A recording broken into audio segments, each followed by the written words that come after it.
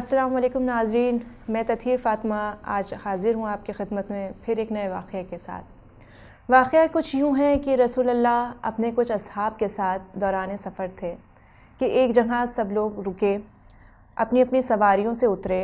उसके बाद सब लोग ने वहाँ पे ये फ़ैसला किया कि यहाँ पे हम लोग एक भेड़ को ज़िबह करते हैं और उसको पका के खाते हैं। उसमें से एक असहाबी ने कहा तो ठीक है, गोश्तबंद को यानी कि उस भेड़ को ज़िबह करने की ज़िम्मेदारी मेरी। दूसरे सहाबी ने कहा कि इसका सर काटने की ज़िम्मेदारी मेरी।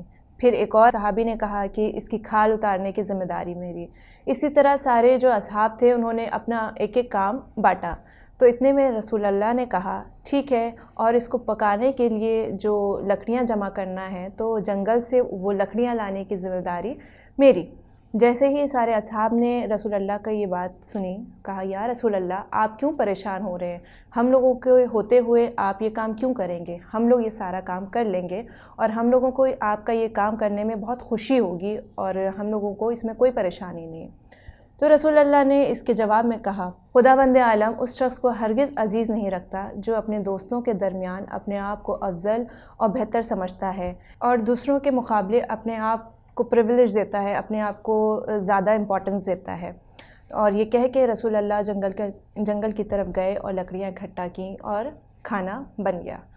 दोस्तों, ये जो वाक़या है बहुत ही मुख्तसर है, बहुत ही छोटा है, लेकिन इससे जो हमें नसीहत और जो सीख मिलती है वो बहुत अहम और बहुत सही, बहुत बड़ी है। नाज़रीन, रसूल अकरम इस कायनात की सबसे बेहतर शख्सियत हैं, सबसे बड़ी शख्सियत हैं, लेकिन उसके बावजूद वो अपने असहाब और अपने चाहने वालों के मजमे में थे।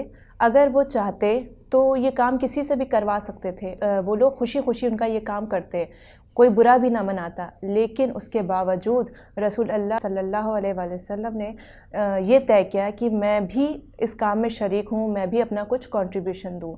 लिहाजा नाज़रीन, हमें रसूल अल्लाह से ये सीखना चाहिए कि अगर खुदा हमको कोई मनसब, कोई अच्छी पोजीशन दे देता है तो हमें उसका गलत फ़ायदा नहीं उठाना चाहिए और अपनी पोजीशन या कोई भी अच्छी चीज़ जो हमें अल्लाह ताला ने दी है उसकी वजह से अपने आप को बेहतर या दूसरों को कमतर नहीं समझना चाहिए।